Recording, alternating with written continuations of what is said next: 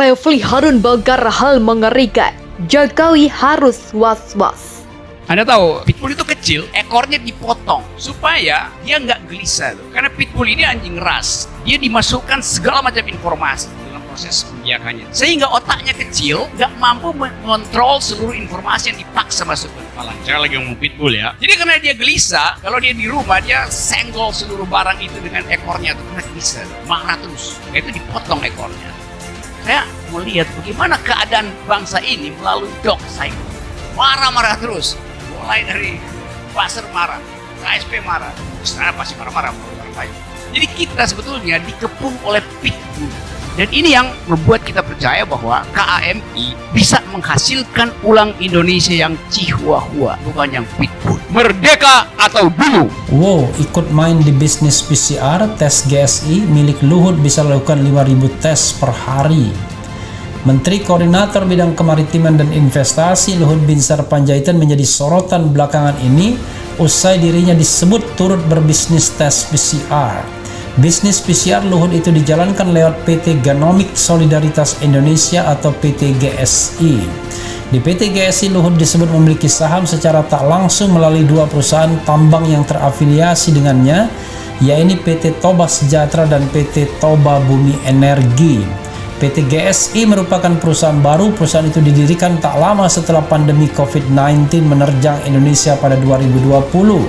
PT GSI disebut sebagai pemain besar dalam bisnis menyediakan tes PCR dan swab antigen. Bahkan PT GSI bisa melakukan tes PCR sebanyak 5.000 tes per hari. Memang Indonesia kita ini kan sering dikatakan kita pandai merancang, kita pandai membuat policy, tapi sampai pada implementasi kemudian buyar. Jadi Bung Hatta itu, saya baca lagi demokrasi kita itu, beliau mengatakan bahwa siapapun yang akan merusak demokrasi di negara kita ini pasti kandas dengan cara revolusi, berontak, dengan cara merubah konstitusi dan lain-lain. Itu kata Bung Hatta, mungkin demokrasi kita kalah sebentar, for the time being tenggelam, tapi pasti akan muncul lagi. Bagaimana perusahaan ini menjalankan bisnisnya? Apakah memang seperti yang dikatakan hanya untuk tujuan sosial? Apakah justru sebaliknya memanfaatkan kekuasaan yang ada pada diri Pak Luhut, Erick Thohir untuk mendapatkan keuntungan, untuk mendapatkan prioritas, untuk mendapatkan katakanlah gesture kekuasaan dan lain sebagainya, sehingga mereka bisa mulus menjalankan bisnis ini. Karena kita tahu, Sobat Era sekalian, membangun laboratorium yang oke itu tidak mudah, tidak gampang, ya kan? Butuh investasi yang mahal. Jadi kalau misalnya hanya sekedar charity, pasti orang tidak percaya.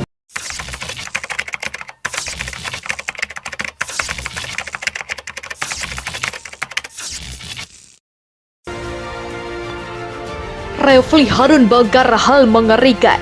Jokowi harus was-was. Pakar Hukum Tata Negara Refly Harun membeberkan hal mengerikan dalam berjalannya pemerintahan Presiden Joko Widodo. Refly menilai bahwa catatan utang pemerintah Indonesia saat ini sangat mengerikan. Utang Indonesia saat ini sudah tembus 7.000 triliun. Belum lagi utang BUMN dan perusahaan swasta.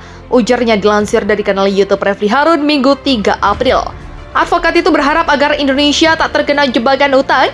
Saya tak tahu pasti, karena saya bukan ekonom. Pembiayaannya bagaimana? Ini juga tidak jelas. Jadi tidak ada perencanaan terintegrasi antara perencanaan proyek dengan perencanaan keuangan, tidak ada. Dan ini ciri khas Pak Jokowi yang menghasilkan proyek-proyek bermasalah bahkan mangkrak. Sementara itu kemampuan kita dari pendapatan negara dari pajak terus turun mencapai titik terendah sepanjang sejarah dan hanya 1 digit serta di urutan ke 127 dari dari 140 negara. Jadi ojek pemerintah ini cekak, sementara belanjanya terus meningkat, mendahulukan ambisi menggelar upacara Hari Kemerdekaan 17 Agustus di ibu kota negara baru yang tinggal sekitar 2,5 tahun lagi. Padahal skema pendanaannya pun hingga sekarang belum jelas. Yang saya katakan tadi, perencanaan proyek dan perencanaan keuangan tidak terintegrasi. Nyari uangnya aja belum tahu dari mana, masih diutik-utik.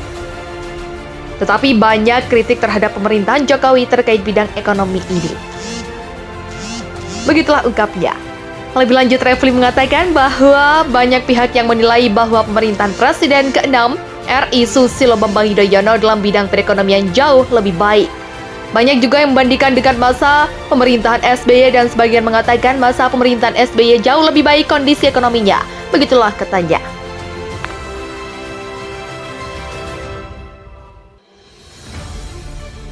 Refli pun menegaskan bahwa kritiknya terhadap pemerintahan Presiden Jokowi tak dilandaskan oleh rasa benci dan iri. Menurut Refli, pandangannya terhadap pemerintahan Presiden Jokowi itu adalah penilaian yang objektif. Orang seperti saya dan Rocky Gerung itu independen, sehingga tak segan-segan untuk melancarkan kritik terhadap pemerintah. Begitulah paparnya.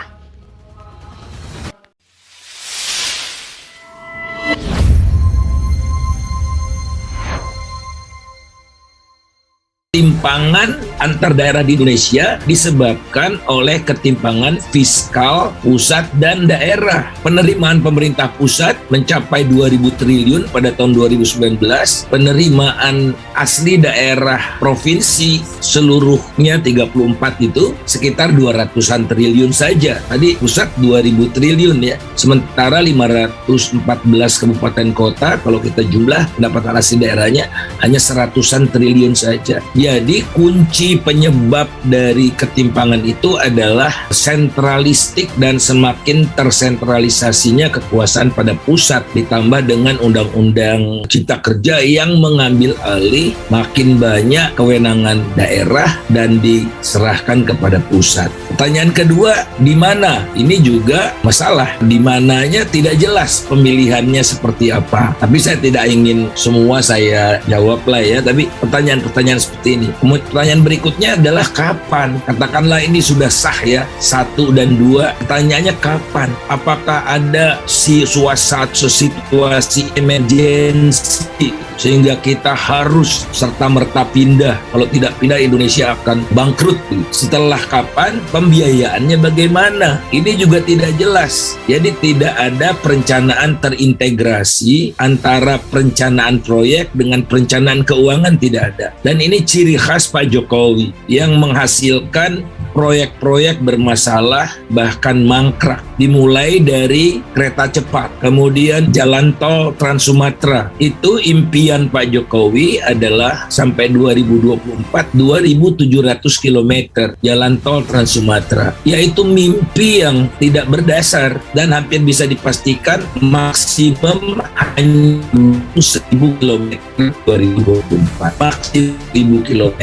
Nah, jadi bisa dibilang mangkrak juga kan, akan mangkrak. Belum lagi proyek-proyek lain yang kita sudah ketahui lah, yang namanya LRT, ya, pembiayaannya juga tidak jelas, Kertajati, dan banyak lagi. Kemudian berikutnya adalah proses. Ini belum ada undang-undangnya, APBN sudah mengeluarkan untuk ibu kota baru, belum ada landasannya, tapi diketok juga oleh DPR.